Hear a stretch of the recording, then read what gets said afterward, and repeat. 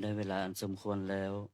ขอโอกาสพระมหาเถรานุเถระครูบาอาจารย์เป็นต้นเสียงในการทำวัดสวดมนต์เย็นนี้ บัดนี้สมควรแก่เวลานิมนต์พระสงฆ์เจริญพรแม่ชีโยคีนั่งคุกเข่าเตรียมกับพระพร้อมกัน อัญชลีวันทาอภิวาทอัญชลีวันทาอภิวาทอัญชลีวันทาอภิวาทอัญชลีวันทาอัญชลีเปิดหนังสือสวดมนต์ไปที่หน้าหนึ่ง โยโสภะคะวะอะระหังสัมมาสัมพุทโธพระผู้มีพระภาคเจ้านั้นพระองค์ใดเป็นพระอรหันต์ดับเพลิงกิเลสเพลิงทุกข์สิ้นเชิงตรัสรู้ชอบได้ด้วยพระองค์เองสวากขาโตเยนะภะคะวะตาธัมโมพระธรรมเป็นธรรมมันพระผู้มีพระภาคเจ้าพระองค์ใดตรัสไว้ดีแล้วสุปฏิปันโนยัสสะภะคะวะโตสาวกสังโฆพระสงฆ์สาวกของพระผู้มีพระภาคเจ้าพระองค์ใดปฏิบัติดีแล้วตัมมะยังภะคะวันตังสัทธัมมังสัสสังฆังอิเมหิสกาเลหิยาธาระหังอาโลปิเตหิอภิปุชยามาข้าพระเจ้าทั้งหลายขอบูชาอย่างยิ่งซึ่งพระผู้มีพระภาคเจ้าพระองค์นั้นพร้อมทั้งพระธรรมและพระสงฆ์ด้วยเครื่องสักการะทั้งหลายเหล่านี้อันยกขึ้นตามสมควรแล้วสาธุโนพันเตภะคะวาสุจิระปรินิพพุตโตปิข้าแต่พระองค์ผู้เจริญพระผู้มีพระภาคเจ้าแม้ปรินิพพานนานแล้วทรงสร้างคุณนั้นสำเร็จประโยชน์ไว้แก่ข้าพระเจ้าทั้งหลายปัจฉิมาชนะตานุกรรมปมานาสาทรงมีพระหฤทัยอนุเคราะห์แก่พวกข้าพระเจ้าอันเป็นชนรุ่นหลังอิเมสกาเลทุกขตาปันนากาลภูเตปฏิคันหาตุขอพระผู้มีพระภาคเจ้าจงรับเครื่องสักการะอันเป็นบรรณาการของคนยากทั้งหลายเหล่านี้อัมหากังทีฆารตังหิตายะสุขายะเพื่อประโยชน์และความสุขแก่ข้าพระเจ้าทั้งหลายตลอดกาลและนานเทอญอะระหังสัมมาสัมพุทโธภะคะวาพระผู้มีพระภาคเจ้าเป็นพระอรหันต์ดับเพลิงกิเลสเพลิงทุกข์สิ้นเชิงตรัสรู้ชอบได้ด้วยพระองค์เองพุทธังภะคะวันตังอภิวาเทมิข้าพระเจ้าอภิวาทพระผู้มีพระภาคเจ้าผู้รู้ผู้ตื่นผู้เบิกบานสวากขาโตภะคะวะตาธัมโม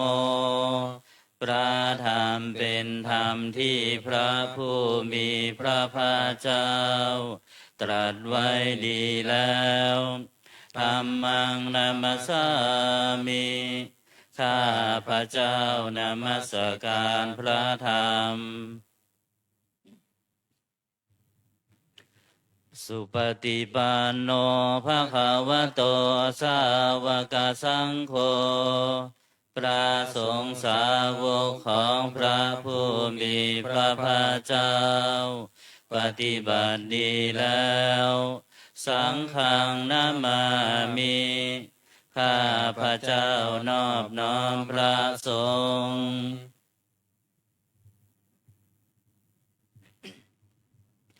หันธรรมยังพุทธสสะภะคะวะโตบุพภาคณมการังกโรมาเซนะโมตัสสะภะคะวะโตขอนอบน้อมแด่พระผู้มีพระภาคเจ้าพระองค์นั้นอะระหะโตซึ่งเป็นผู้ไกลจากกิเลสสัมมาสัมพุทธัสสะตรัสรู้ชอบได้ด้วยพระองค์เองนะโมตัสสะภะคะวะโตขอนอบน้อมแด่พระผู้มีพระภาคเจ้าพระองค์นั้นอะระหะโตซึ่งเป็นผู้ไกลจากกิเลสสัมมาสัมพุทธัสสะตรัสรู้ชอบได้ด้วยพระองค์เองนะโมตัสสะภะคะวะโตขอนอบน้อมแด่พระผู้มีพระภาคเจ้าพระองค์นั้นอะระหะโตซึ่งเป็นผู้ไกลจากกิเลสสัมมาสัมพุทธัสสะตรัสรู้ชอบได้ด้วยพระองค์เองเปิดหนังสือสวดมนต์ไปที่หน้า19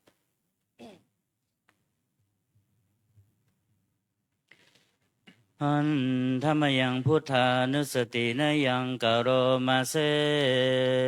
ตังโฆปานาภะคะวันตังเอวังกัลยาโนกิติสัทโธอะภุคโตก็กิติศักดิ์งานงามของพระผู้มีพระภาคเจ้านั้นได้ฟุ้งไปแล้วอย่างนี้ว่าอิติปิโสภะคะวาเพราะเหตุอย่างนี้พระผู้มีพระภาคเจ้านั้นอะระหังเป็นผู้ไกลจากกิเลสสัมมาสัมพุทโธเป็นผู้ตรัสรู้ชอบได้ด้วยพระองค์เองวิชาจารณะสัมปันโนเป็นผู้ถึงพร้อมด้วยวิชาและจารณะสุขโตเป็นผู้ไปแล้วด้วยดีโลกวิทูเป็นผู้รู้โลกอย่างแจ่มแจ้งอนุตตโรปุริสธรรมสารถิเป็นผู้สามารถฝึกบุรุษที่สมควรฝึกได้อย่างไม่มีใครยิ่งกว่าสัทธาเทวมนุษย์สานังเป็นครูผู้สอนของเทวดาและมนุษย์ทั้งหลายพุทโธ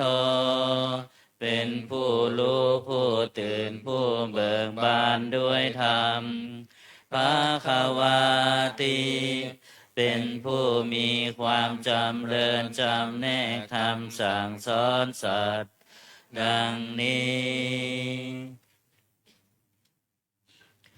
หันธรรมยังพุทธาภิขิติงกโรมาเซพุทธวาระ หันตวลตา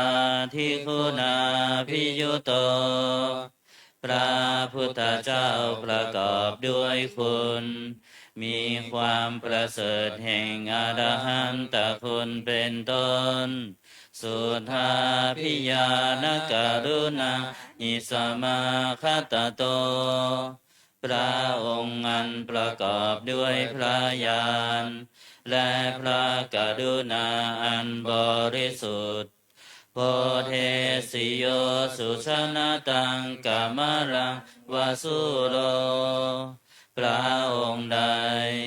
ทรงกระทำชนที่ดีให้เบิกบานดุจนาทิธรรมบัวให้บานวันธามหังตมรนังศิลาสาชิเนทังข้าพระเจ้าไหว้พระชินสีห์ผู้ไม่มีกิเลสพระองค์นั้นด้วยเสียงกล่าวพุทโธโยสัพพปานินังสารนังเขมามุตตมังพระพุทธเจ้าพระองค์ใดเป็นสารณะอันเกษมสูงสุดของสัตว์ทั้งหลายปัทมานุสติฐานังวันธามิตังสิเรนังข้าพระเจ้าไหว้พระพุทธเจ้าพระองค์นั้นอันเป็นที่ตั้งแห่งความระลึกองค์ที่หนึ่งด้วยเสียงกล่าวพุทธัสสะหัสสมิทาโสวะพุทโธเมสามิคิสโลข้าพระเจ้าเป็นทาสของพระพุทธเจ้าพระพุทธเจ้าเป็นนายมีอิสระเหนือข้าพระเจ้าพุทโธทุกขสัคคาตาจะวิทาตาจะหิตาสเมพระพุทธเจ้าเป็นเครื่องการจัดทุกข์และทรงไว้ซึ่งประโยชน์แก่ข้าพระเจ้าพุทธัสสะหังนิยาเทมิสรีรันชีวิตันจิทังข้าพระเจ้ามอบกายถวายชีวิตนี้แด่พระพุทธเจ้าวันทันโตหังจเดสามิพุทธาเสวสุโพธิตังข้าพระเจ้าผู้ไหวอยู่จากประพฤติตามซึ่งความตรัสรู้ดีของพระพุทธเจ้านาติเมสารนังอัญญังพุทโธเมสารนังวรังสารณะอื่นของข้าพระเจ้าไม่มี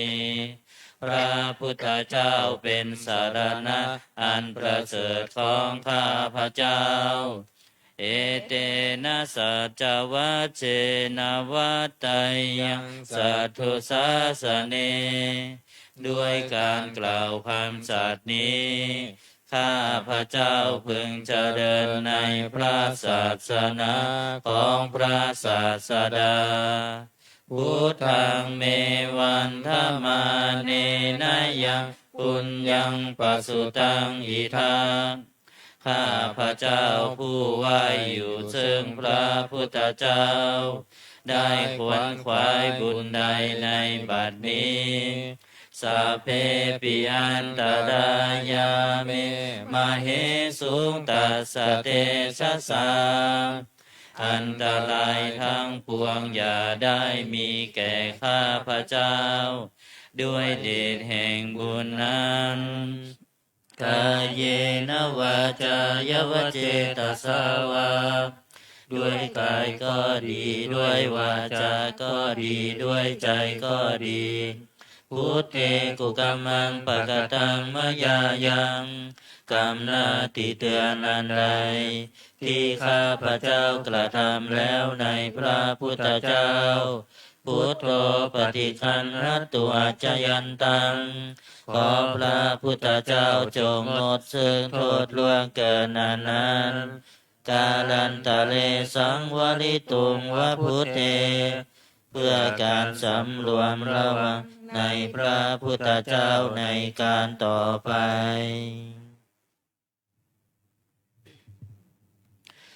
หัน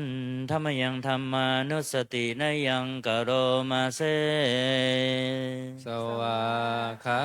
โตภะ ภะ คะ คะ วะ วะ ตา ตา ธั ธั ม ม โม โม พระธรรมเป็นสิ่งที่พระผู้มีพระภาคเจ้า ตรัสไว้ดีแล้ว สันทิฏฐิโก เป็นสิ่งที่ผู้ศึกษาและปฏิบัติพึงเห็นได้ด้วยตนเอง อาการิโก เป็นสิ่งที่ปฏิบัติได้ และให้ผลได้ไม่จำกัดการ เอหิปัสสิโก เป็นสิ่งที่ควรกล่าวกับผู้อื่นว่า ท่านจงมาดูเถิด โอปานายิโก เป็นสิ่งที่ควรน้อมเข้ามาใส่ตัว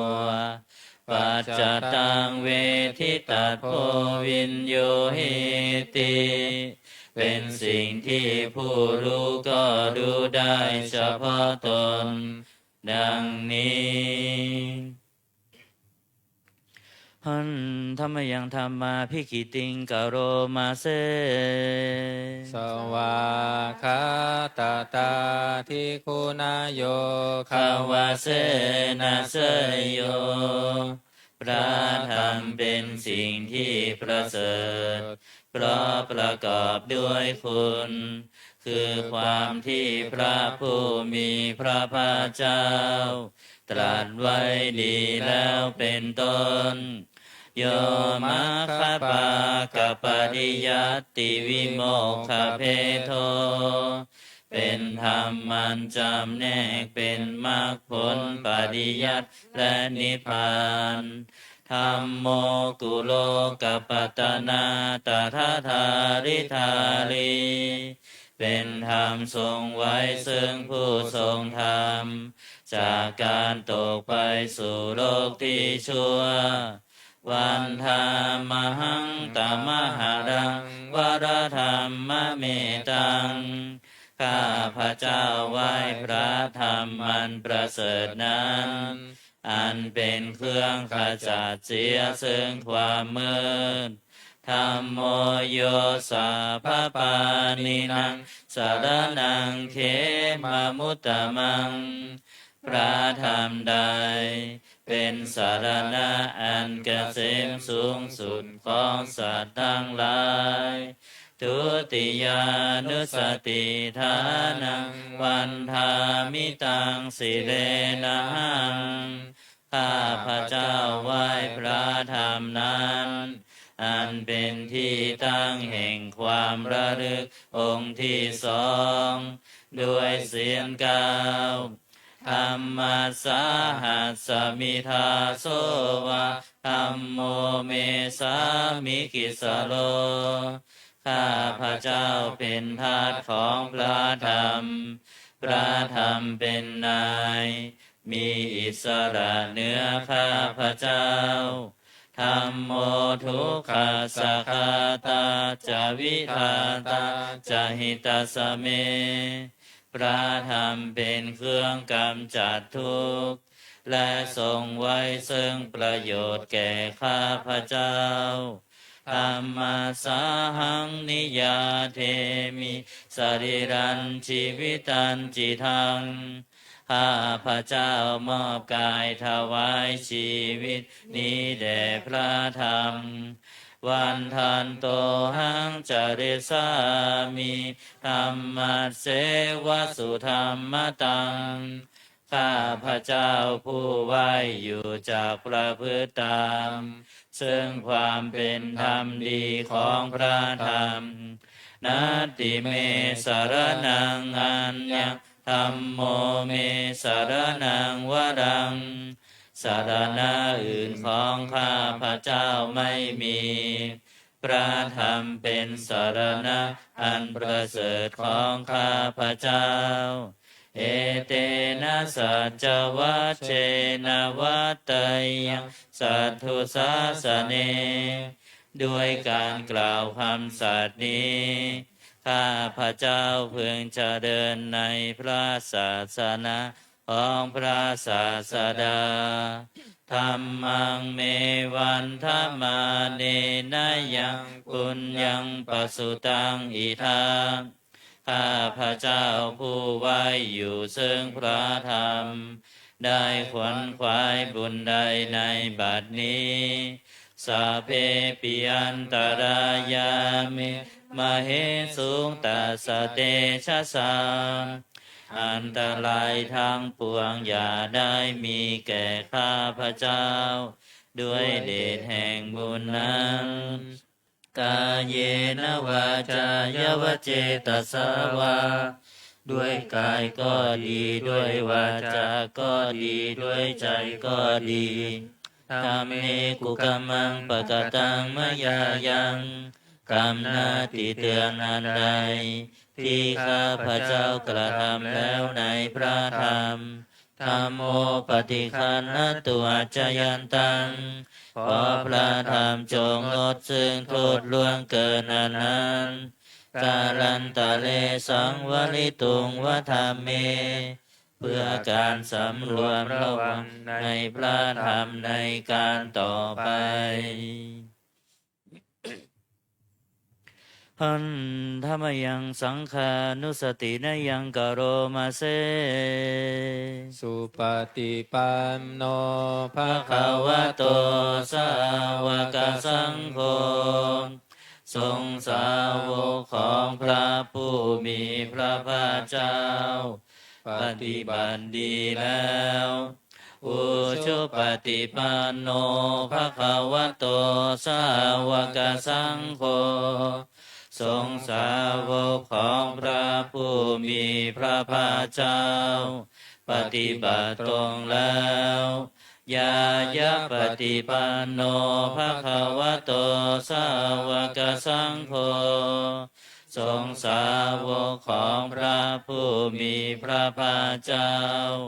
ปฏิบัติเพื่อรู้ธรรมเป็นเครื่องออกจากทุกข์แล้วสามีจิปฏิปันโน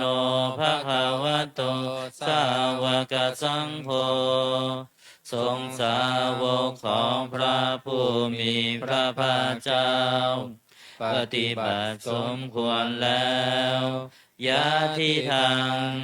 ได้แก่บุคคลเหล่านี้คือจัตตาริปุริสายุคานิอัตถปุริสบุคลาคู่แห่งบุรุษสี่คู่นับเรียงตัวบุรุษได้8บุรุษเอสาภะคะวะโตสาวกสังโฆนั่นแหละสงฆ์สาวกของพระผู้มีพระภาคเจ้าอาหุนายโยเป็นสมควรแก่สักการะที่เขานำมาบูชาปาหุนายโยเป็นสมควรแก่สักการะที่เขาจัดไว้ต้อนรับทักขินายโยเป็นผู้ควรรับทักษิณาทานอัญชลีกรณิโยเป็นผู้ที่บุคคลทั่วไปควรทำอัญชลีอนุตตรังปุญญเขตังโลกัสสติเป็นเนื้อนาบุญของโลกไม่มีนาบุญอื่นยิ่งกว่าดังนี้หันธรรมยังสังฆาภิขิติงกโรมาเซสัทธัมมโชสุปฏิปัติ คุณาทิยุโตพระสงฆ์ที่เกิดด้วยพระสัทธรรมประกอบด้วยคุณมีความปฏิบัติดีเป็นต้นโยธาภิโทอดิยบุคคดาสังกเสโทเป็นหมู่แห่งพระอริยบุคคลนั้นประเสริฐ8จำพวกศีลาทิธรรมปวาราสยกายจิตโตมีกายและจิตนั้นอาศัยธรรมมีศีลเป็นต้นนันบวร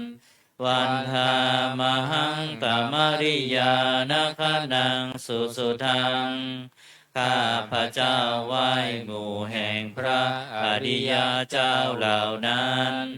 อันบริสุทธิ์ด้วยดี สังโฆโยสาภปา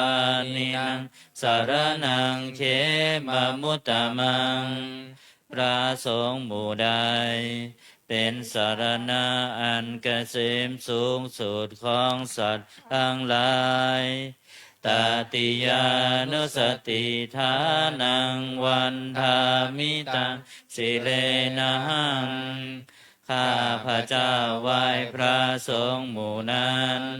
อันเป็นที่ตั้งแห่งความระลึกองค์ที่สามด้วยเสียงกล่าวสังคัสสาหัสสมิทาโสวะสังโฆเมสามิกิสโล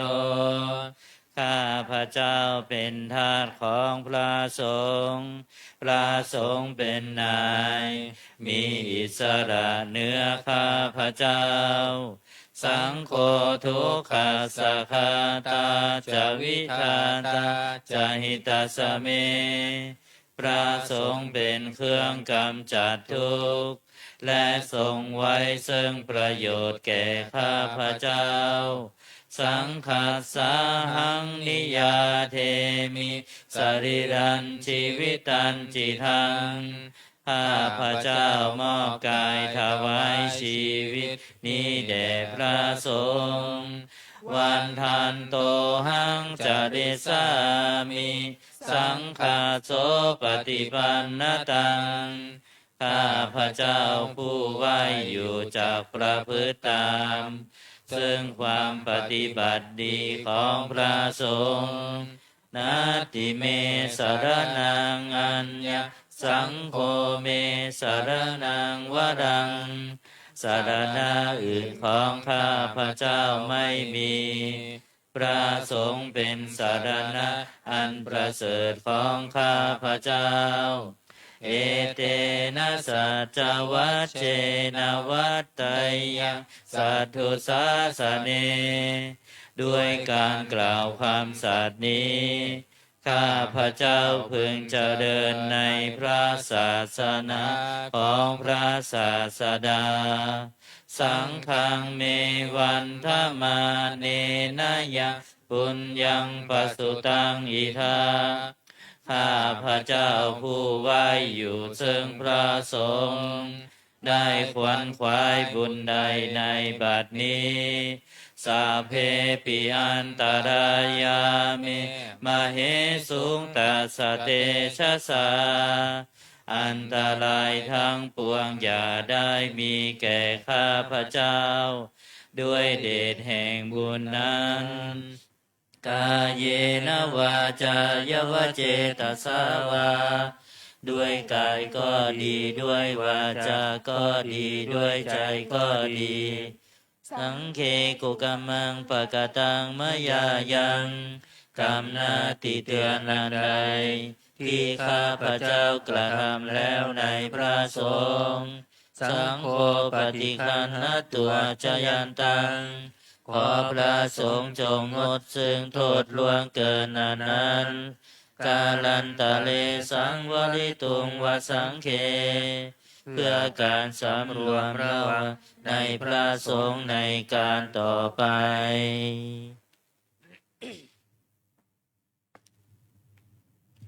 หันธรรมยังอติตปัจเจเวคณาปาทันพนามาเสอัจฉมายั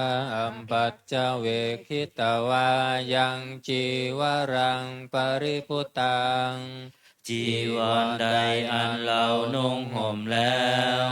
ไม่ทันพิจารณาในวันนี้ตังยาวะเทวสิตัสสะปฏิฆาตายะจีวรนั้นเรานุ่งห่มแล้วเพียงเพื่อบำบัดความหนา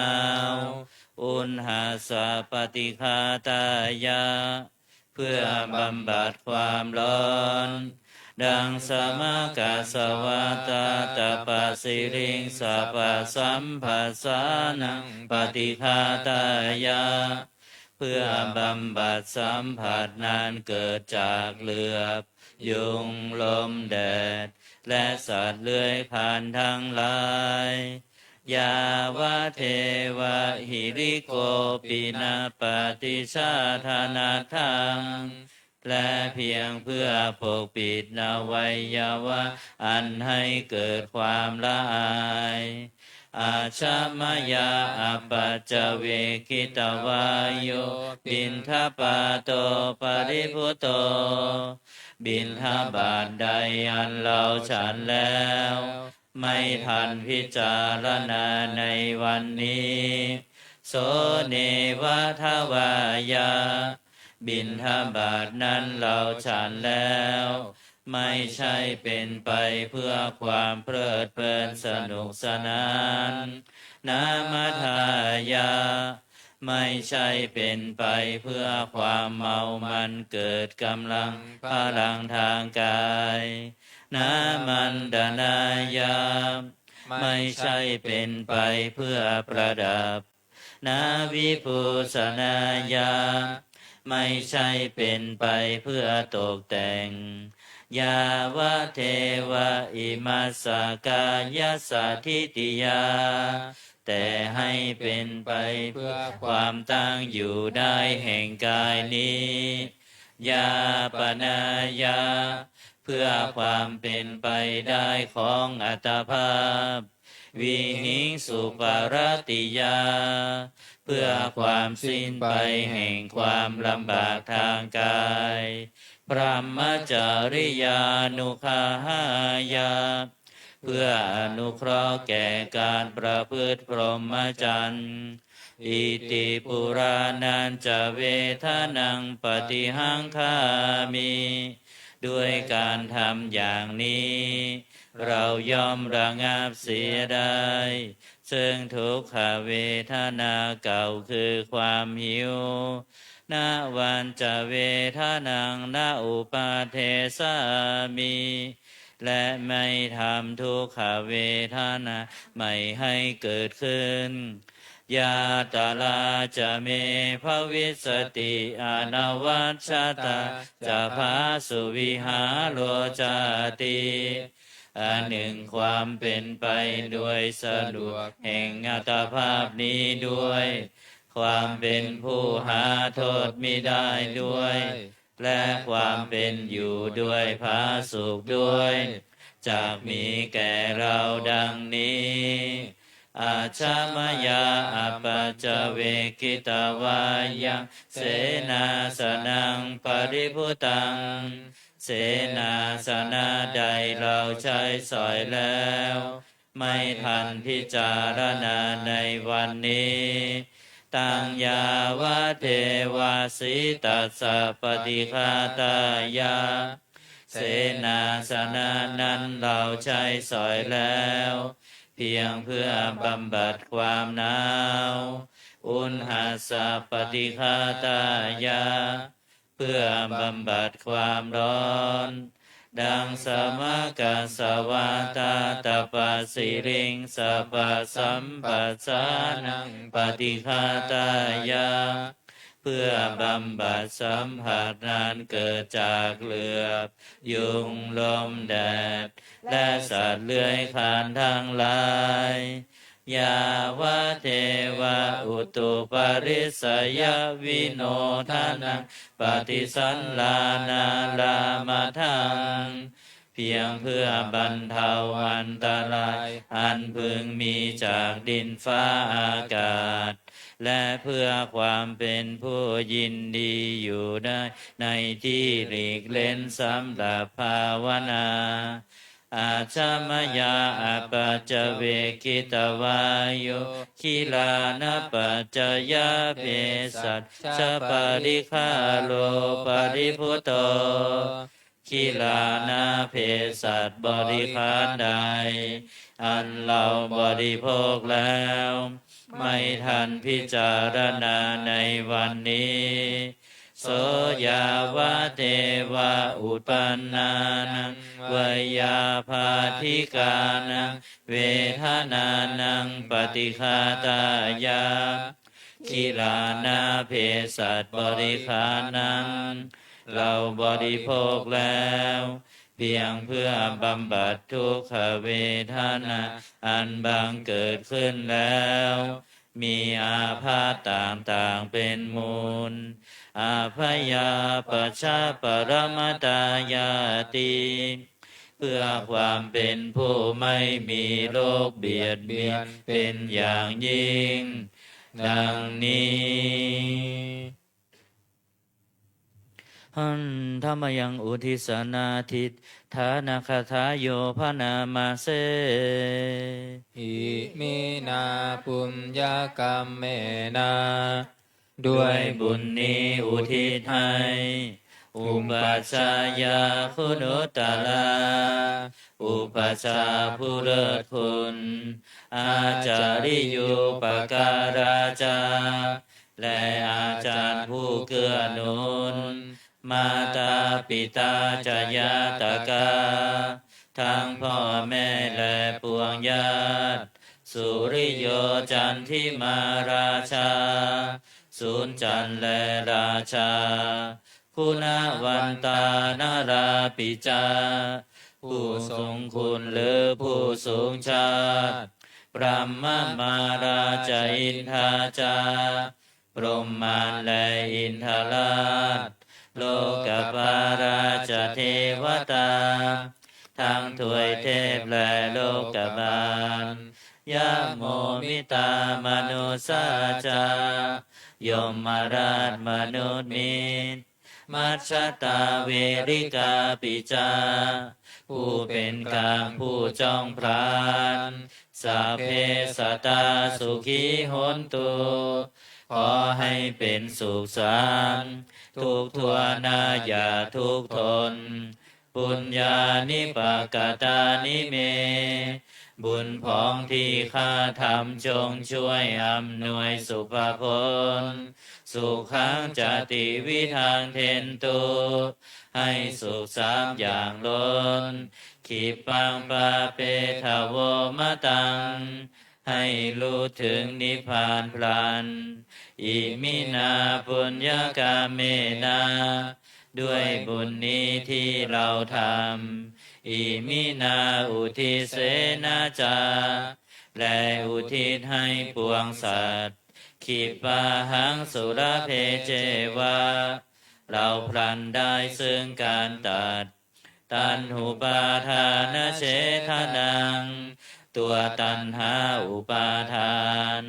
เยสันตาเนหินาธรรมา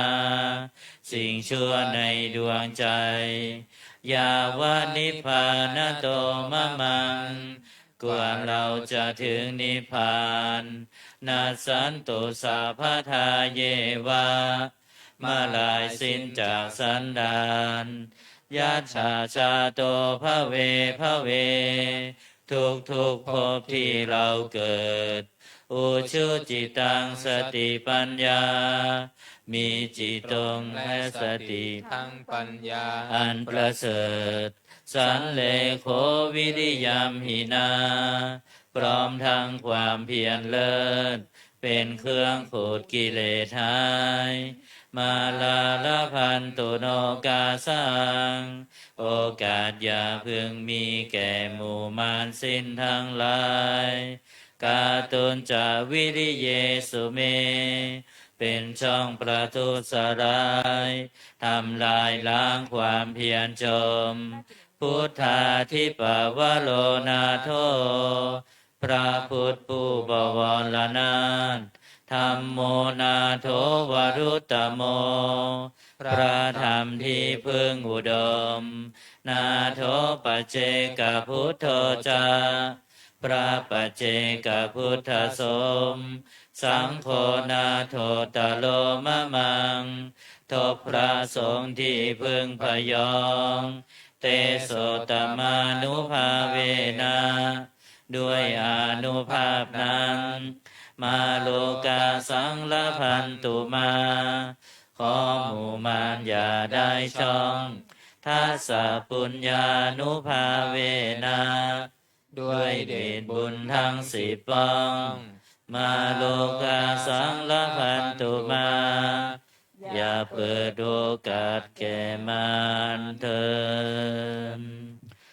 เปิดหนังสือสวดมนต์ไปที่หน้า38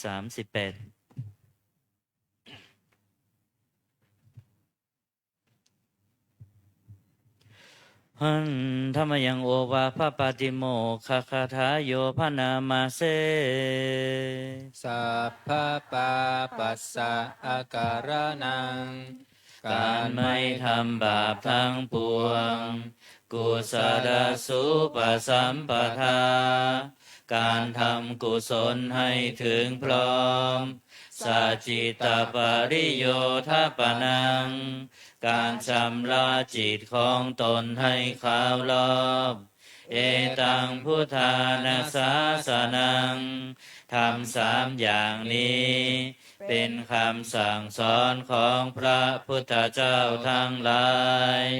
ขันติปรมังตโปติติฆาขันติคือความอดกลั้นเป็นธรรมเครื่องเผากิเลสอย่างยิ่งนิพพานังปรมังวทันติพุทธาผู้รู้ทั้งหลายกล่าวพระนิพพานว่าเป็นธรรมมันยิ่ง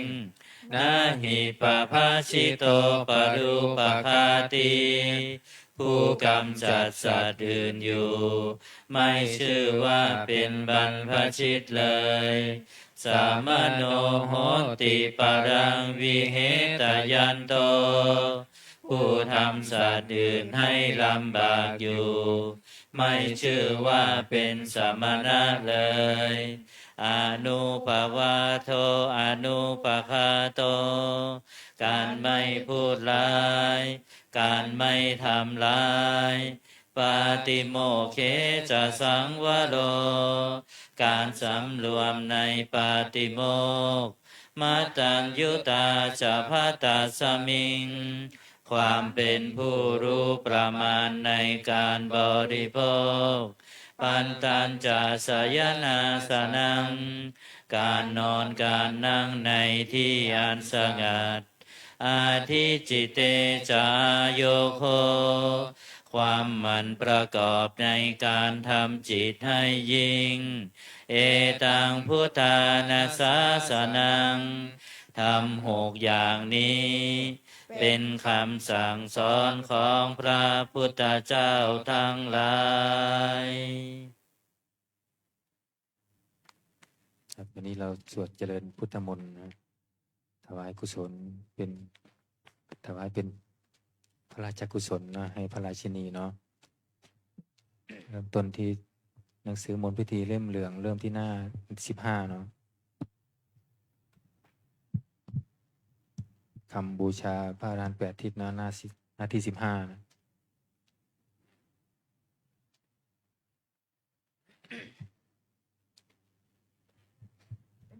หน้า15อันตมยังสรพันเยนะพุทธมังคลาคาทายโยพนามาเสสัมพุทโธทิปทังเสโทนิสินโนเจวามาชิเมโกทันโย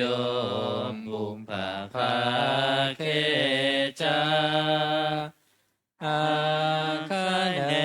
เยจักาสโปสารี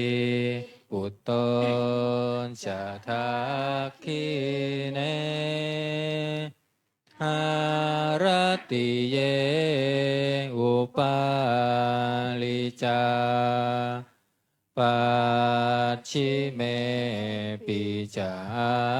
นันโทพายาเพจะขาวามปติโมกขันลาโนจะอุตตะเร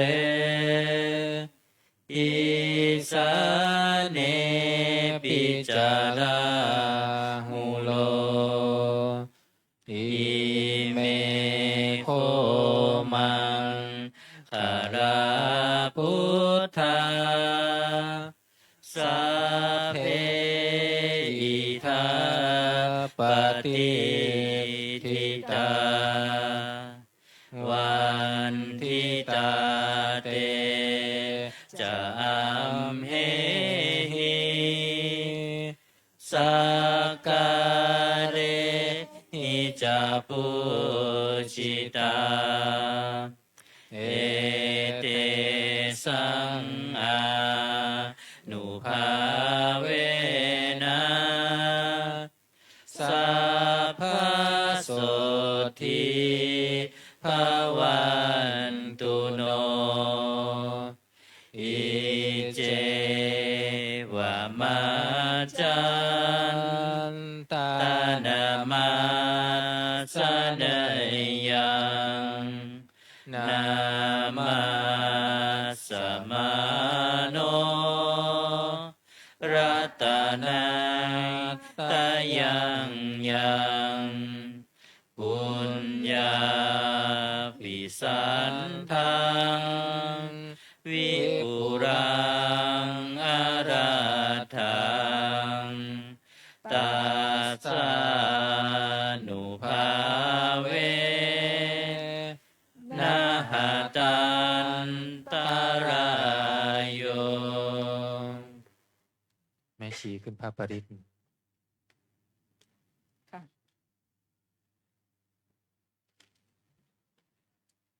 วิปติปฏิภาหายาสัพพสัมปติ ไป สิท ที่หน้า ธิยา 51เนาะ สัพพะ ลงพิธีเล่มเหลืองหน้า51ชี้ขึ้นพระปริตรต่อ วิปติปฏิภาหายาสัพพสัมปติสิทธิยาสัพพทุกขาวินาศายาปริตตังภูถามังคลังวิปติปฏิภาหายาสัพพสัมปติสิทธิยาสัพพพยาวินาศายาปริตตังภูถามังคลังวิปติปฏิภาหายาสัพพสัมปติสิทธิยาสัพพโรคะวินาศายาปริตตังภูถามังคลังปริตตวานเมตังสเมตาพทันตาอวิคิตาจิตตาปริตังพนันโตสักเคกาเมจารูเปคิลิสิภรตเตจันตลิเควิมาเนทีเปรเทจักขาเมตลุวนาคาเนอารามวัตถุมหิเคเตปุมมาจยันตุเทวาชลันทาววิสเมยักขะคันทะพนาคาทิทันตาสันติเกยังมุนิวรัจนังสาทโวเมสุนันโตธรรมัสสวนกาโลอายัมพทันตาธรรมัสสวนกาโลอายัมพทันตาธรรมัสสวนกาโลอายัมพทันตานะโมตัสสะภะคะวะโตอะระหะโตสัมมาสัมพุทธัสสะนะโม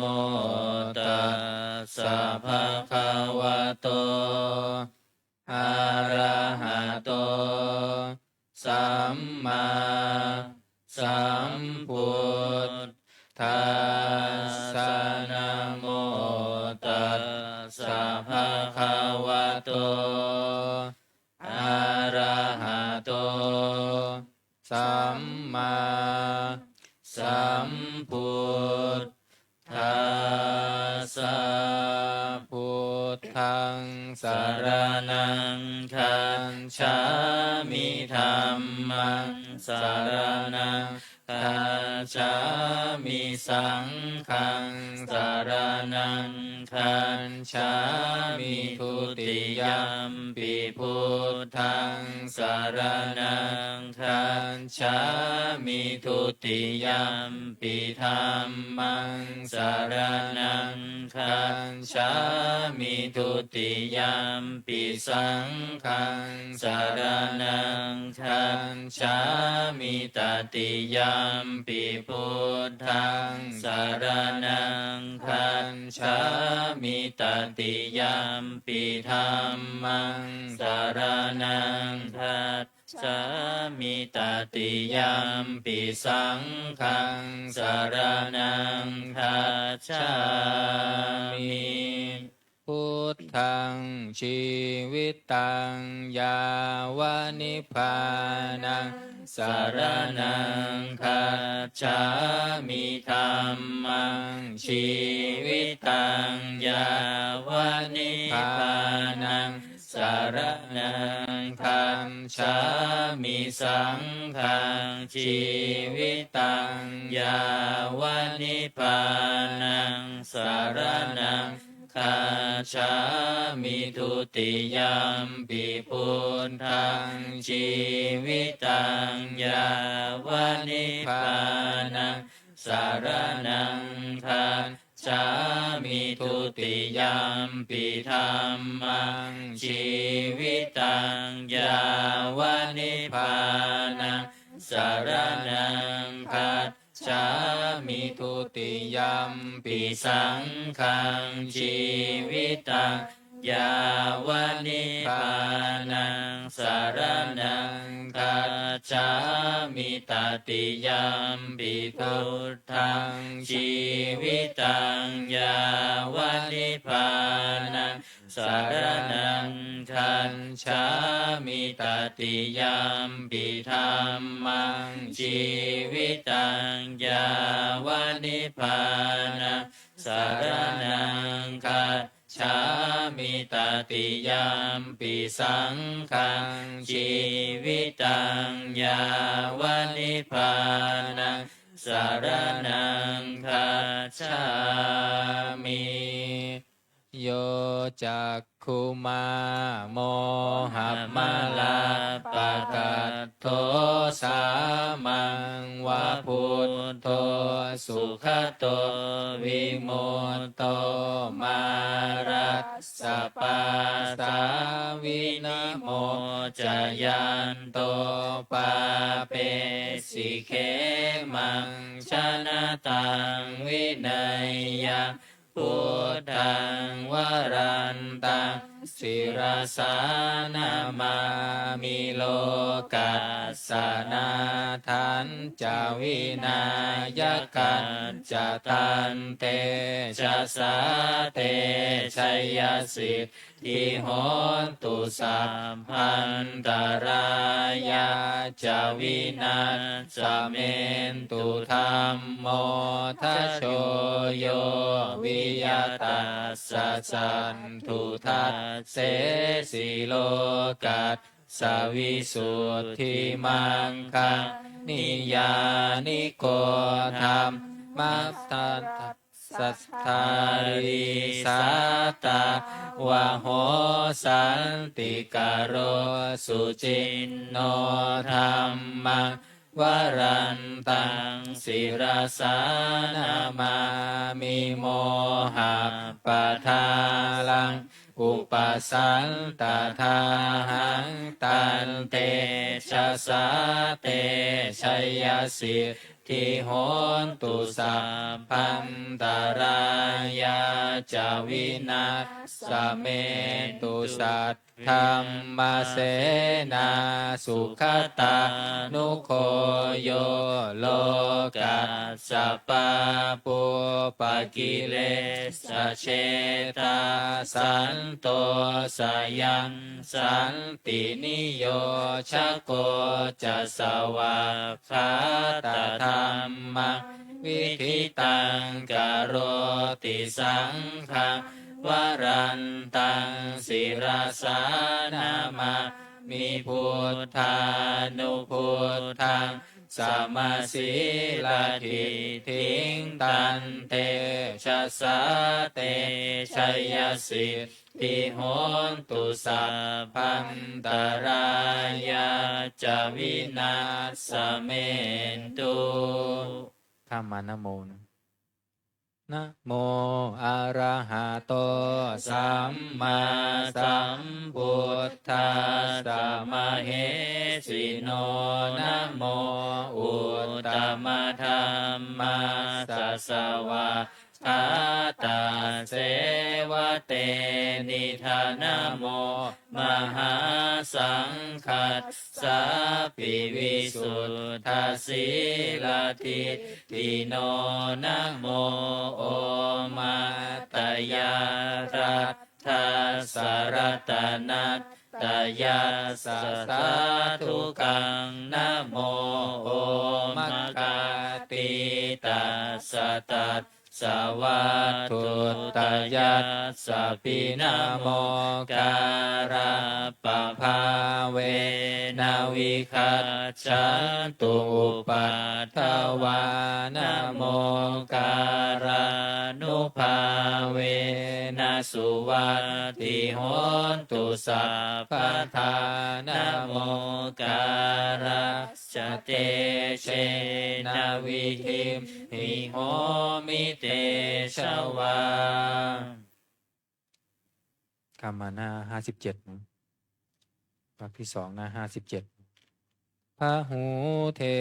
วามนุษย์สาจามังคลานิอาจินตายุอากังขมานาโสธานังพรูหิมังคารมุตตมังอาเสวนาจะพาลานังปันทิตานันจะเสวนาปูชาจะปูชนียานังเอตัมมังคารมุตตมังปฏิรูปเทสวาโสจะบุเพจักตบุญญาตาอัตตสัมมาปณิจะเอตัมมังคารมุตตมังพาหุสัจจันจะสิปัญจวินโยจะสุสิกิโตสุภาสิตาจะยาวาจาเอตัมมังคารมุตตมังมาตาปิตุปัฏฐานังปุตตะธารัสสะสังฆโมอานากุราจะกัมมันตาเอตัมมังคารมุตตมังทานันจะธรรมจริยาจะยาตกานันจะสังฆโหอนวัชชานิกรรมานิเอตัมมังคารมุตตมังอารติวิรติปาปามาชปานาจะสัญญโมงอัปปมาโทจะธรรมเมสุเอตัมมังคารมุตตมังคารวะจะนิวาโตจะสันตุทิจะกตัญยุตากาเลนะธรรมัสสวนังเอตัมมังคารมุตตมังขันติจะโสวะจะสตาสมนานันจะทัสสะนังกาเลนะธรรมัสสะกัจฉาเอตัมมังคารมุตตมังตะโปจะพรหมจริยันจะอริยสัจจานาทัสสะนังนิพพานาสัจฉิกิริยาจะเอตัมมังคารมุตตมังพุทธัสสะโลกธรรมเมหิจิตตังยัสสะนกัมปติอโศกังวิราชังเขมังเอ ตัมมังคารมุตตมังเอตาทิสานิกาตวานาสัพพัทธาลปราชิตาสัพพัทธาโสทิงคันชันติตันเตสังมังคารมุตตมันตินะ59นะยานิทัพพุตานิสมาคตานิภูมมานิวายานิวะอันตริเกสัมเพวะพุตาสุมาณาภวันตุอาโทปิสักกันจะสุนันตุภาสิตังตัสสะมาหิพุตานิสาเมทัสสะเพเม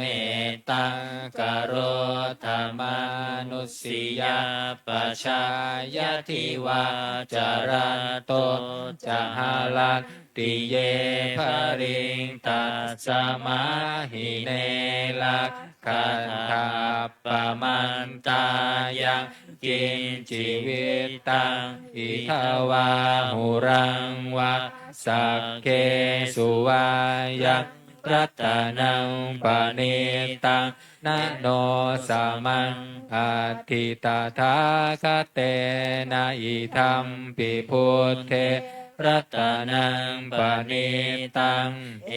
เตนะสัจเจนะสุวัตถิโหนตุขยังวิราคะอมตังปณิตังยัตถชัคคาสักกายมุนีสมาหิโตนะเตนะธัมเมนะสัมมัตถิจิมจิธัมปิธัมเมรัตนังปณิตังเอเตนะสัจเจนะสุวัตถิโหนตุยัมพุทธเสโทปริวัตนายีสุจิงสมาธิมานันตาริกันยามาหุสมาธินาเตนะสะโมนาวิชติธรรมปิธรรมเม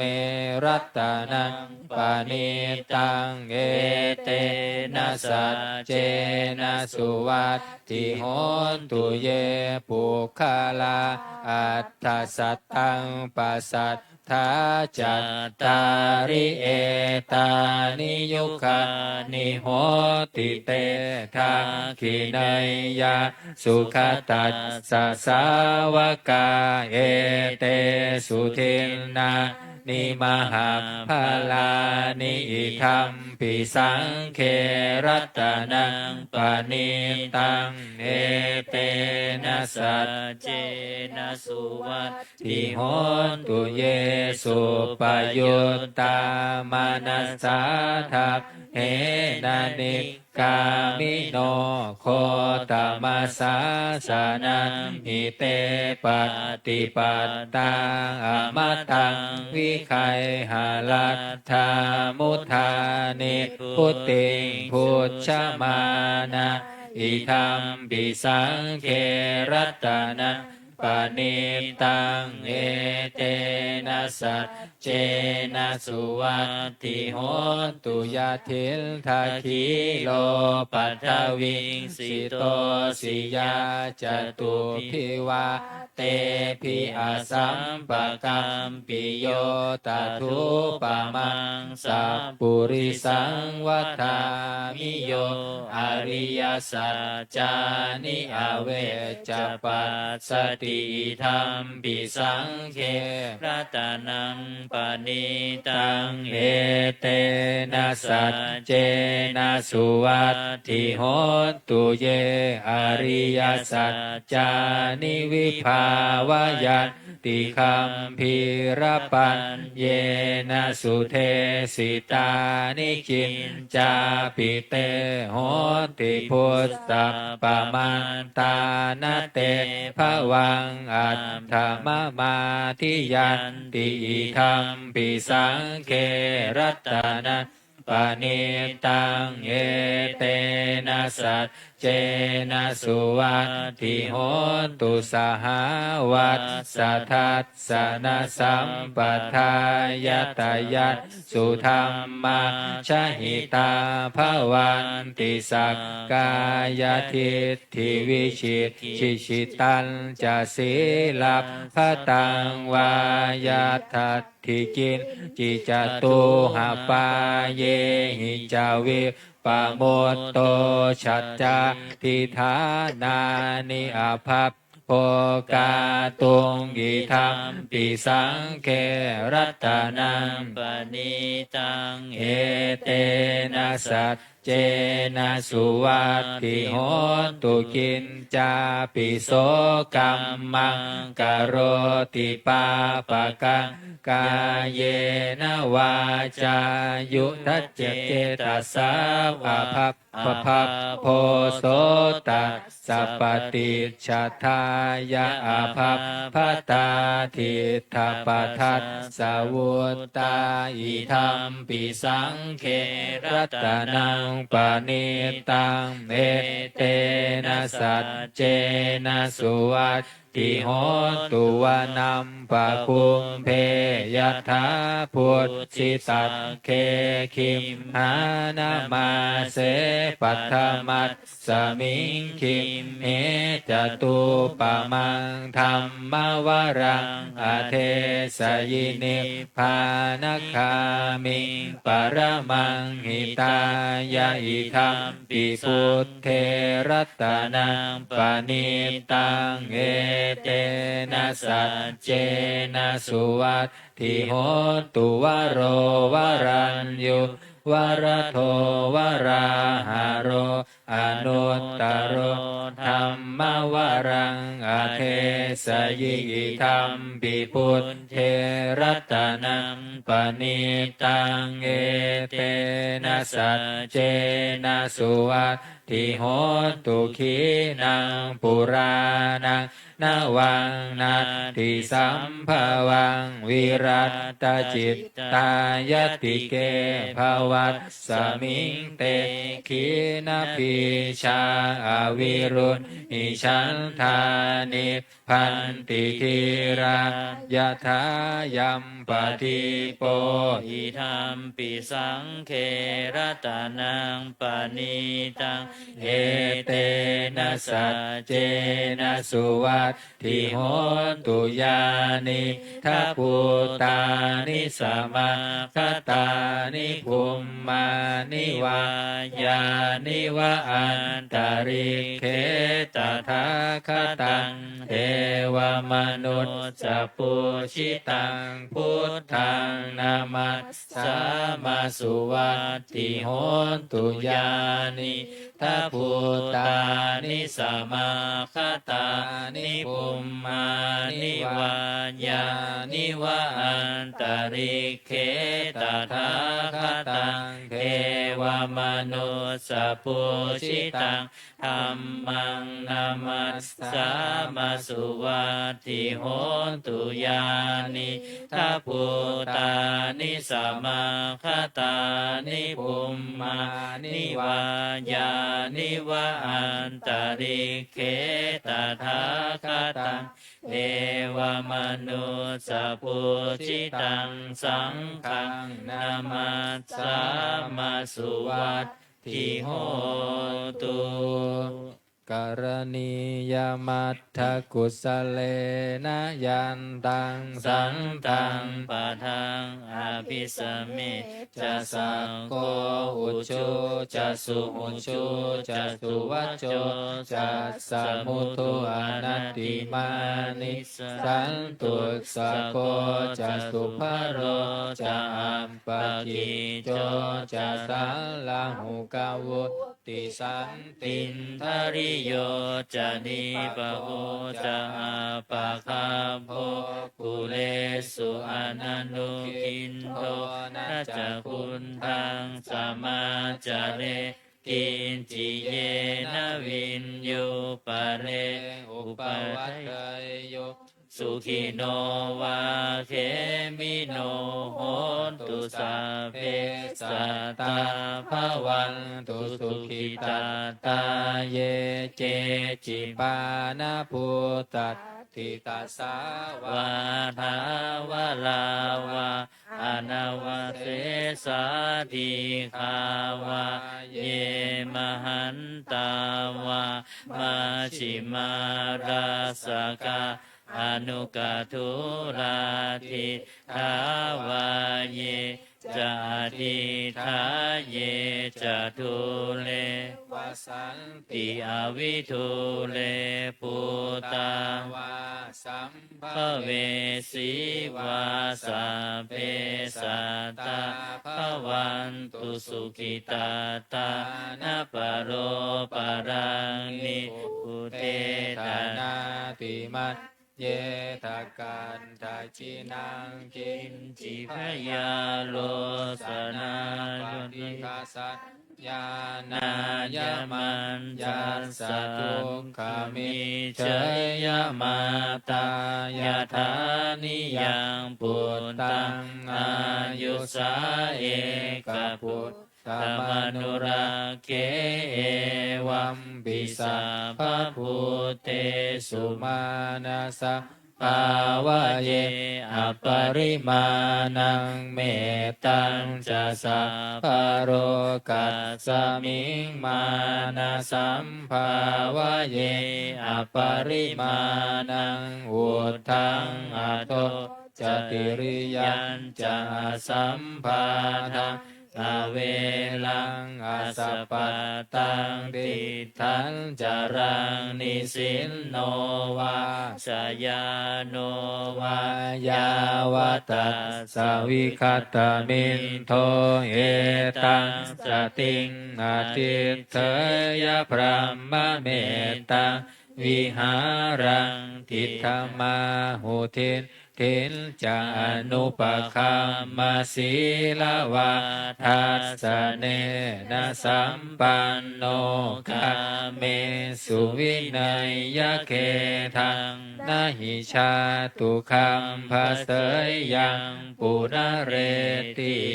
ติวิรูปักเขหิเมเมตังเมตังเอราปะเท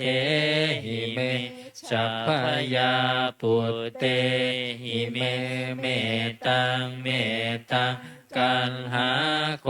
ตมะเกหิจะอัปปะทะเกหิเมเมตังเมตังทิปะทะเกหิเมจตุปะเทหิเมเมตังเมตังพะหุปะเทหิเมมามังอาปาทะโกหิสิมา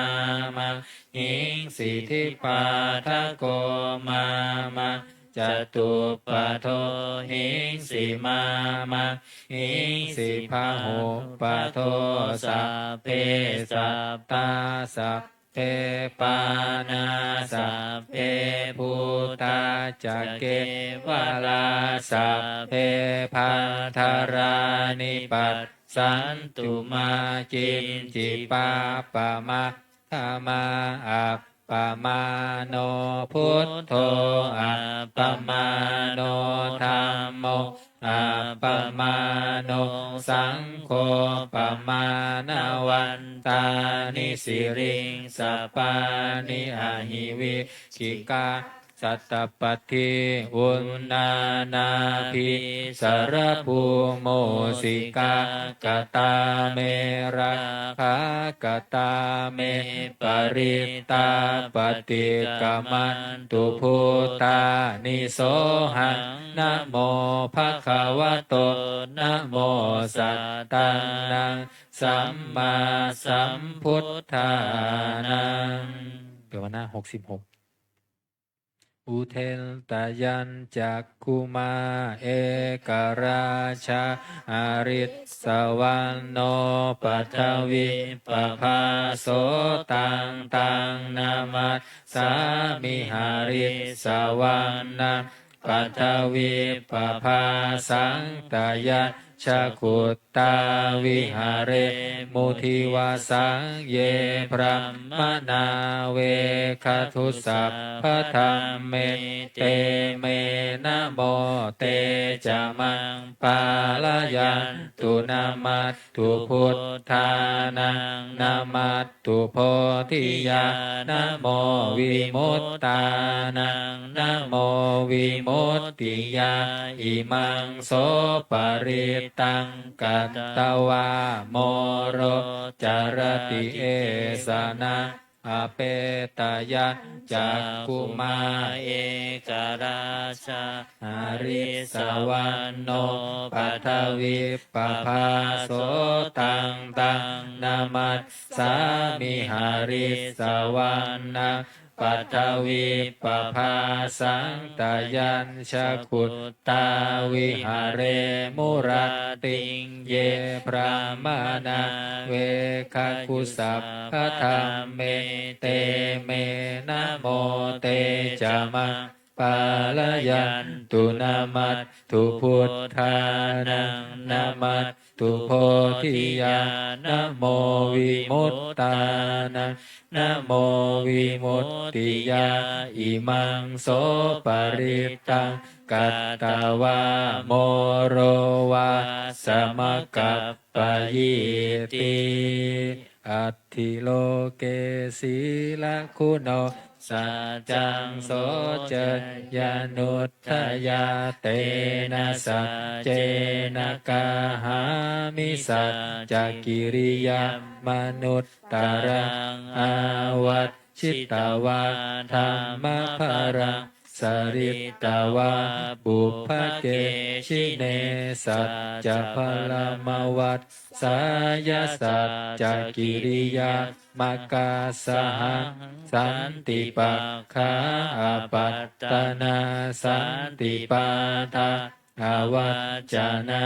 มาตาปิตาจานิขันตาชาตเวทปติกามสหสเจกเตไมหังมหาปัจฉริโตสิกิวัจเชสิโสรัสสะกาลิสานิอุทธกังปัตตวายถาสิกิสัจเจนะเมสโมนัตถิเอสาเมสัจจะปาลมิติเปิดไปหน้า71เนาะหน้าที่71อนาดาดิยปริตังสวดบทหนึ่งเนาะมี3-4 บทเนาะบทแรกเนาะวรรคแรกวิปัสสิสานามัตถุจักขุมันตัสสะสิริมโตสิกิสสปินามัตถุสัพพพุตตานุกัมปิโนเวสะพุทธานามัตถุนาหาตกัสสะปัสสิโนนามัตถุกักกุสันทัสสมารเสนาปมัตติโนโกนาคมนัสสนามัตถุพระมนัสสะวุสิมโตกัสสะปัสสนามัตถุวิปปมุตตัสสะสัพพทิอังคิรัสสะสะนามัตถุสักกายปุตตัสสะสิริมโตโยอิมังธรรมมะเทเสสิสัพพทุกขาปนุทานังเยจาปินิพุตตาโลเกยถาภูตังวิปัสสิสุงเตชะนะอภิสุนามหันตาวิตัสสารธาเทวมนุษย์สานังยังนามัสสันติโคตมังวิชาจารณสัมปันนะมหันตังวิตัสสารตังวิชาจารณสัมปันนะพุทธังวันธามะโคตมันติเปิดมาหน้า74เนาะวรรคที่2นัตถิเมหน้า74 นัตถิเมสารนังอัญญังพุทโธเมสารนังวรังเอเตนะสัจเจวัชเชนะโหตุเตชัยมังคารังนัตถิเมสารนังอัญญังธัมโมเมสารนังวรังเอเตนะสัจจวัชเชนะโหตุเตชัยมังคารังนัตถิเมสารนังอัญญังสังโฆเมสารนังวรังเอเตนะสัจจวัชเชนะโหตุเตชัยมังคารังยังกินจิรัตนังโลเกวิชติวิวิทังปุถุรัตนังพุทธัสสะมังนัตติตัสสะมาโสธิภวันตุเตยังกินจิรัตนังโลเกวิชติวิวิทังปุถุรัตนังธัมมัสสะมังนาทิตาสมาโสธิภวันตุเตยังจินจิรัตนังโลเกวิชติวิวิทังปุถุรัตนังสังคัสสะมังนาทิตาสมาโสธิภวันตุเตสักกัตตวาพุทธรัตนังโอสัทธังอุตตมังวรังหิตังเทวมนุษสา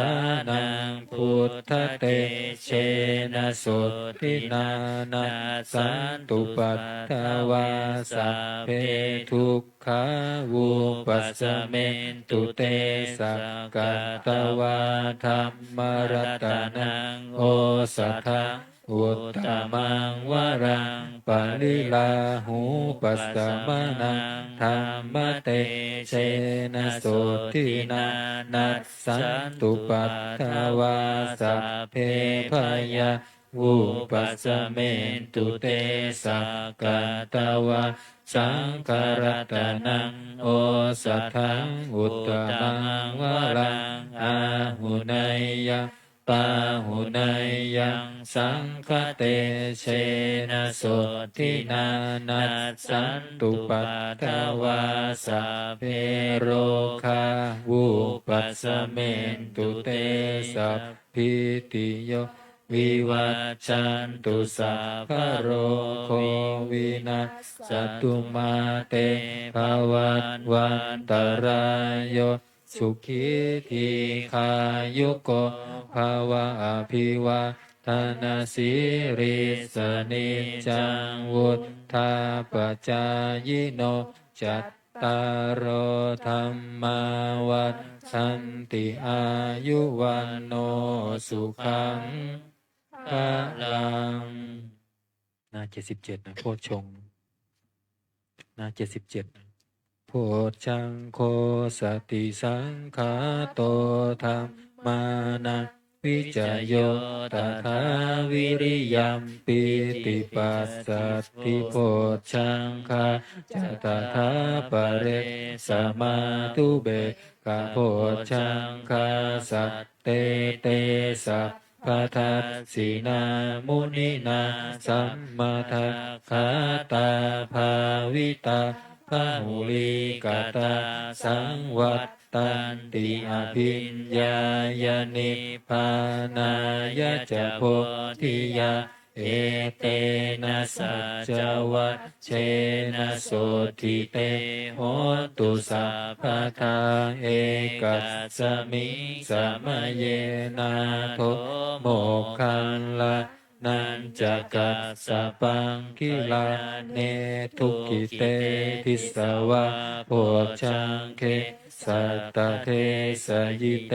จตังอภินันทิตวะโรคามุจจิงสุตังคะเนเอเตนะสัจจวัชเชนะโสทิเตโหตุสัพพทาเอกทาธัมมราชาปิเคละเยนาภิปิริโตจุลทันเทเรนตันเยวะคนาเปตวานาสาธารัง สัมโมทิตวาจาอาภาตาตัมหาวุธาสิทานาโสเอเตนะสัจจวัชเชนะโสทิเตโหตุสัพพทาปะหินาเตจาอาภาทาตินังนัมปิมเหสีนังมัคคาหัตตกิเลสาวปัตตานุปัตติธรรมตังเอเตนะสัจจวัชเชนะโสทิเตโหตุสัพพทา78นะยันทุนนิมิตตังอาวมังคารันจะโยจามนาโปสกุณัสสะสัทโทปาปักขโหทุสุปินังอาการตังพุทธานุภาเวนาวินาสเมนตุยันทุนนิมิตตังอาวมังคารันจะโยจามนาโปสกุณัสสะสัทโทปาปักขโหทุสุปินังอาการตังธรรมนุภาเวนาวินาสเมนตุยันทุนนิมิตตังอาวมังคารันจะโยจามนาโปสกุณัสสะสัทโทปาปักขโหทุสุปินังอาการตังสังขานุภาเวนาวินาสเมนตุทุกขปัตตาจานิทุกขาปยาปัตตาจานิพยาโสกปัตตาจานิโสกาโหตุสัพเพปิปานิโนเอตาวตาจามเหหิสัมภตังปุญญาสัมปทังสัพเพเทวานุโมทันตุสัพพสัมปัตติสิทธิยาทานังทันตุสัทธายาสีลังลักขันตุสัพพทาภาวนาพิรตาโหตุขัจฉันตุเทวตาคตาสัพเพพุทธาภาลปัตตาปัจเจกานันจะยังภาลังอรหันตานันจะเตเชนรักขังพันธามิสัพพโสการทำวัดเย็นก็จบเพียงเท่านี้นะครับการต่อไปจะได้เจริญจิตภาวนาสมาธิสักครู่แล้วแผ่เมตตาพร้อมกัน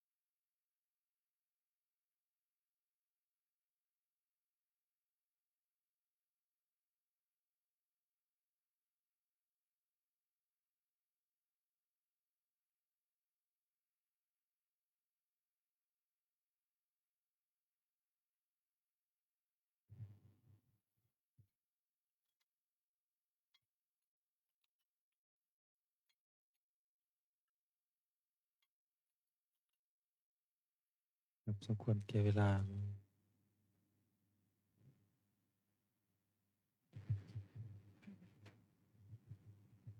ครับท่านพระอาจารย์ครูบาอาจารย์ท่านให้ถวายเป็นพระราชกุศลให้พระราชินีเนาะการกรวดน้ำแผ่เมตตาก็จะเริ่มที่มงคลจักรวาลน้อยแปรเนาะมงคลจักรวาลน้อยแปรสวดถวายเป็นพระราชกุศลเนาะให้พระราชินีนะครับคำลงท้ายที่ว่าของท่านเนาะอันตรายทั้งปวงของท่านเปลี่ยนเป็นพระองค์ท่านเนาะครับน่าจะรู้อยู่เนาะมนต์พิธีเล่มเหลืองนะครับหน้า140มงคลจักรวาลน้อยแปรเนาะอันแรกก็จะสวดถวายเป็นพระราชกุศลก่อนเนาะจะให้สวดทำทุกวันนะครับแล้วก็กรวดน้ำอิมินาพื้นเมืองเป็นอันต่อไปนะครับน้อมจิตน้อมใจตั้งจิตตั้งใจอุทิศบุญกุศลนะครับถวายเป็นพระราชกุศลเนาะให้พระราชินีสัพพพุทธานุภาเวนะด้วยอานุภาพแห่งพระพุทธเจ้าทั้งปวงสัพพธรรมานุภาเวนะด้วยอานุภาพแห่งพระธรรมทั้งปวงสัพพสังฆานุภาเวนะ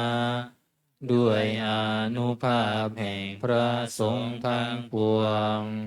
พุทธรัตนังธัมมรัตนังสังฆรัตนังติณนังรัตนานังอานุภาเวนะด้วยอานุภาพแห่งรัตนะสามคือพุทธรัตนะธัมมรัตนะสังฆรัตนะจตุราสีติสหัสธรรมขันธานุภาเวนะด้วยอานุภาพแห่งพระธรรมขันธ์84,000ปิตกัตตยานุภาเวนะด้วยอานุภาพแห่งพระไตรปิฎกชินสาวกานุภาเวนะด้วยอานุภาพแห่งพระสาวกของพระชินเจ้าสัพเพเตโรคาสัพพโรคทั้งหลายของพระองค์ท่านสัพเพเตพยาสัพพภัยทั้งหลายของพระองค์ท่านสัพเพเตอันตรายาสัพพอันตรายทั้งหลายของพระองค์ท่านสัพเพเตอุปัฏฐวาสัพพอุปัฏฐวะทั้งหลายของพระองค์ท่านสัพเพเตทุนนิมิตตาสัพพานิมิตร้ายทั้งหลายของพระองค์ท่านสัพเพเตอวมังคลาสัพพะอวมงคลทั้งหลายของพระองค์ท่านวินาศสันตุจงพินาศไปอายุวัฏโกความเจริญอายุธนวัฏโกความเจริญทรัพย์สิริวัฏโกความเจริญสิริยัสสวัฏโกความเจริญยศพลวัฏโกความเจริญกำลังวันนาวัฏโกความเจริญวันนาสุขวัฏโกความเจริญสุขโหตุสัพพทาจงมีแด่พระองค์ท่านในการทั้งปวงทุกขโรภัคขยาเวลาทุกโลกภัยและเวรทั้งหลาย โสกาสั สั จ จจุจุปัฏฐวา ความโศกศัตรูและอุปัฏฐวะทั้งหลายอเนกาอันตรายาปีทั้งอันตรายทั้งหลายเป็นอเนกวินาศสันตุจเตชะสาจงพินาศไปด้วยเดชชยสิทธิทานังลาพังความชำนาญความสำเร็จสักลาภโสธิภคยังสุขังพลังความสวัสดีความมีโชคความสุขกำลังสิริอายุจวันโนจาสิริอายุและวันนาโภคังวุฒิจยัสสวาโภคะความเจริญและความเป็นผู้มียศสัตตวัสสะจะอายุจาและอายุยืน100 ปีชีวสิทธิภวันตุเตและความสำเร็จกิจในความเป็นอยู่จงมีแด่พระองค์ท่านเถิดเถิดหนังสือมนต์สวดมนต์แปลเล่มใหญ่หน้า66เนาะความคำกวดน้ำพื้นเมืองอีทังทานากรรมังนิพพานะปัจจยโยโหตุโนนิจังอีทังศีลกัมมังนิพพานะปัจจยโยโหตุโนนิจังอีทังภาวนากัมมังนิพพานะปัจจยโยโหตุโนนิจังยังกินจิกุสาลังกัตตปังกัมมังสัพเพหิธัมเมหิกัตตังปุญญังโนอนุโมทันตุสุนันตุพนโตเยเดวะอัสสมิงทาเนอาทิคาตาทิคายุกาสัทธาโหนตุสัพเพสัตตาสุขีอัตตานังปาริหารันตุมาตาปิตาสุขีตาโหนตุทุกขาปามุจจันตุสัพเพยาตากาสุขีตาโหนตุทุกขาปามุจจันตุสัพเพอายาตากาสุขีตาโหนตุทุกขาปามุจจันตุสัพเพปิสาสัพเพยังขาสัพเพเปตาสุขีตาโหนตุทุกขาปามุจจันตุสัพเพนังคัตตาสุขีตาโหนตุทุกขาปามุจจันตุสัพเพเทวาสุขีตาโหนตุทุกขาปามุจจันตุสัพเพอาจาริยุปัชฌายาสุขีตาโหนตุทุกขาปามุจจันตุสัพเพสัมปติโยสามิสันตุโวคุกเข่าบรรทาหลวงพร้อมกัน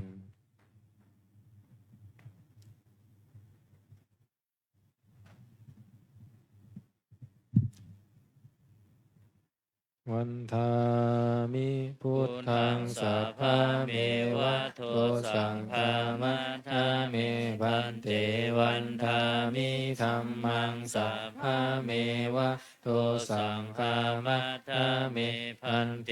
วันทามิสังฆังสัพพะเมวะโทสังฆามัทธาเมพันเตวันทามิคารุอุปัชฌาอาจาริเยสัพพะเมวะโตสังฆามัทธาเมพันเตวันทามิกัมมัฏฐานังสัพพะเมวะโตสังฆามัทธาเมพันเตวันทามิอาราเมพันทัสสีมังสัพพะเมวะโตสังฆามัทธ ทามิพันเตวันทามิเจติยังสัมพังสัพพะทานิสุปฏิทิตาสาวิรัตถาตุมหาโพธิพุทธารูปังสักกาลังสัทธานาคาโลเกเท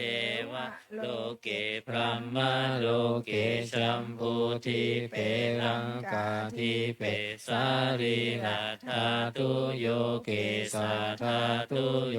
อะระหันตถาตุโยเจติยังคันทกุติงจตุราสีติสหัสเสธัมมะคันเทสัพเพสังปาทเจติยังอหังวันทามิสัพพะโสอัญชลีวันทาอภิวาทอัญชลีวันทาอภิวาทอัญชลีวันทาอภิวาทอัญชลีวันทาอัญชลีก้มหมอบวันทาน้อยพร้อมกันสาธุวันทามิพันเตสัพพังอปาราทังสมัตตาเมพันเตมยากตังปุญญาสามินาอนุโมทิตาพังสามินากตังปุญญังไมหังทาตพังสาธุสาธุอนุโมทามิ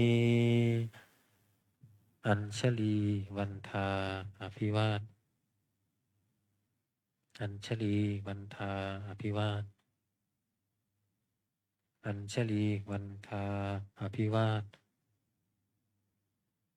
อัญชลีวันทาอัญชลี